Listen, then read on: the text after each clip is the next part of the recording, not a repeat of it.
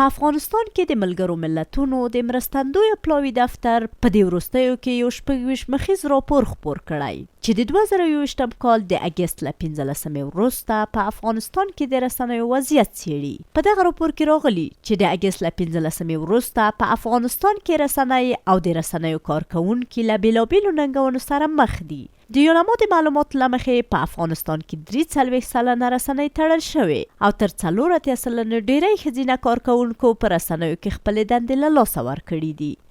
یونامو له نړیوالې ټولنې غوښتي چې په دې هیواد کې له رسنیو څخه تخنیکي او مالي ملاتړ وکړي او له دغه هیواد سره د خبریالانو د ظرفیت لوړولو په برخه کې همکاري وکړي. همداراز یونامو ټینګار کړی چې نړیواله ټولنه د په رسنیو کې د ښځینه‌و کارکونکو د فعالیت ملاتړ وکړي او د دې ادارې په باور په دغه ملاتړ کې مالي مرستې او د ظرفیت لوړول شاملېدای شي.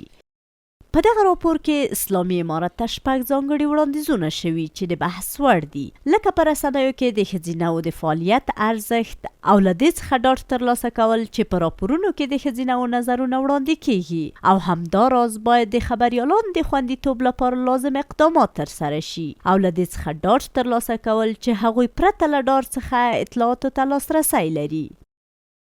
د دې په پام کې نیولو سره چې په افغانستان کې د رسنیو څو ملاتړ کوونکې ادارې شته، رویداد خبري آژانس په بیا اړیکې نیولو سره هڅه وکړه چې د رسنیو او خبریالانو د ملاتړ د څرنګوالي په اړه د افغانستان د خپلواکو خبریالانو اتحادیې او د افغان خبریالانو د خوندیتوب کمیټې نظر وپوښتي، خو ځواب یې ترلاسه نه کړ. بلخوا د یونامو د راپورونو په ضمیمه کې د اسلامي امارت د بهرنیو چارو وزارت د دغه راپور ځوابونه ورکړي دي او زیاته کړې ده چې دغه راپور بې بنسټه دی. د اسلامي امارت ویان ذبیح الله مجاهد هم د دغه راپور په اړه له رویداد خبري آژانس سره په مرکه کې دغه راپور رد کړی دی. د دې نه وروسته خو د رسنیو په کار کې چا هم مداخله نه ده کړې، د کوم قیودات موږ نه ورته لرو او کوم موانعات هم نه لرو. رسنۍ راپورونه او گزارشات په ښه ډول نشري زموږ نشرات افغانستان تاسې لیدلی سي او اورېدلی سي چې هغه ټول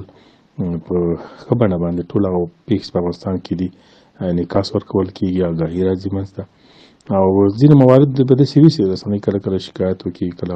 ستونزې لري، غوښتنې لري، هغه ته اړوند نهادونه د موږ پورې د رسنیو سره ناستې پاستې لرو، افهام تفهیم لرو، ډاډ او اطمینان لرو، او دا په خپله د همکارۍ او فضا داسې ایجاد شوې.